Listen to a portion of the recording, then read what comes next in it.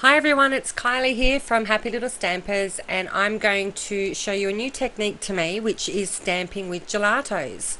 If you haven't used them before, they're nice and fun. They're watercolor crayony sort of sticks, and I'm going to stamp with the butterfly birthday set from Happy Little Stampers. So I've got two sorts of cardstock I'm going to work with today. One's just a plain 300 GSM cardstock, and the other one is watercolor paper. So I'm just going to show you a couple of different techniques using the watercolor paper, and the two colors I'm going to use are, where are they? Snow Cone and Boysenberry.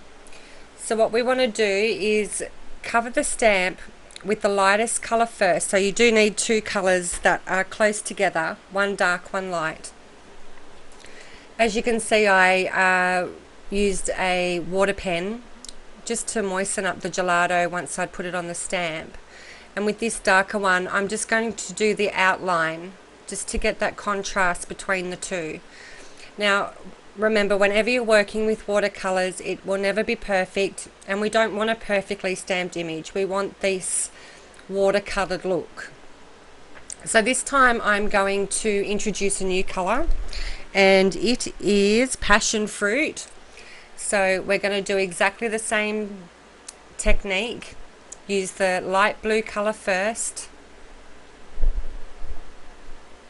and your stamping and your image just always depends on how much moisture there is on the stamp. So there we go with our second layer, and then I just thought I'd add a bit of pink into the middle section there. It won't be a lot, and but it'll just give that nice contrast with the color.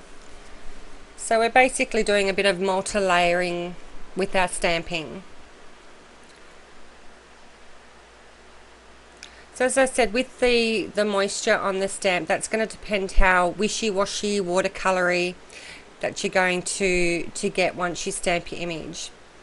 So this time we're actually going to spray the stamp with with a little mister.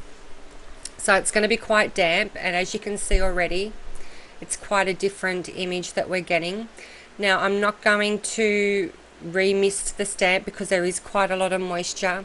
So all I did was put the darker blue over the top without spraying it again. Really fun effect, and you're going to get something different every time. So just remember, the more water, the more watercolor look that you're going to get. Now this time, if you do want a more defined outline, what I've done is I've done the two stamps again with the colors, and you can either put your gelato on an acrylic block and pick it up with a brush, or you can use the brush straight onto the stick, and as you saw, I outlined the stamp. Now this is going to be on normal cardstock, and you'll see that it works really well. It doesn't have to be watercolor paper. And I'm actually going to make a card out of this panel. So I decided to stamp a couple of butterflies using the first technique that I showed you, lighter color first all over the stamp. Use the wet brush to moisten up the gelato, and then the second layer is with the darker color.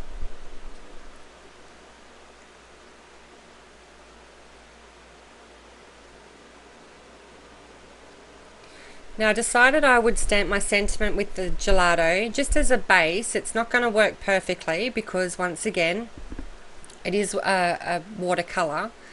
So I've stamped that as sort of a base shadow watercolory effect, and then I've gone over the top with archival ink. Then I decided, and I'm really into this at the moment, throwing splats of paint all over my cards.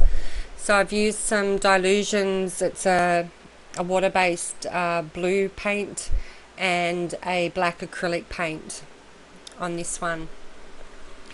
Then I decided, for a lot more effect, what you can do is actually stamp in archival ink first, and then repeat the same process with any color that you like. So stamp your image in the archival ink, and then completely cover your stamp in whatever color you like of the gelatos. Moisten it with your water pen, and then just stamp over the image. And then I just use the pen again to draw some of that colour back out into the butterfly. Not much, just enough so you can see it. But you want to keep some of that area white so it does look watercoloured per se. So I've done the 4 colours here, and you'll obviously get the general idea. So we'll pretty much stop it there, and we'll go on to the 2 card fronts.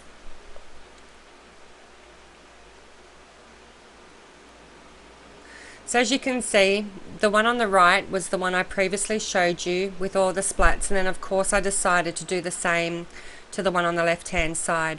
I just tried to choose colours that were similar to what I had watercoloured the butterflies with, and I added a couple of enamel dots, or 3 to be exact, onto the card as well.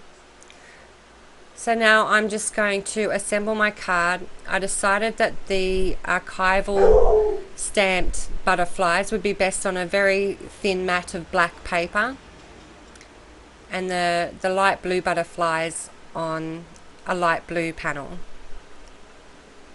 And that's it. It's a really fun technique, really fun to do with the butterfly stamps. Thanks very much for watching, and I'll see you next time.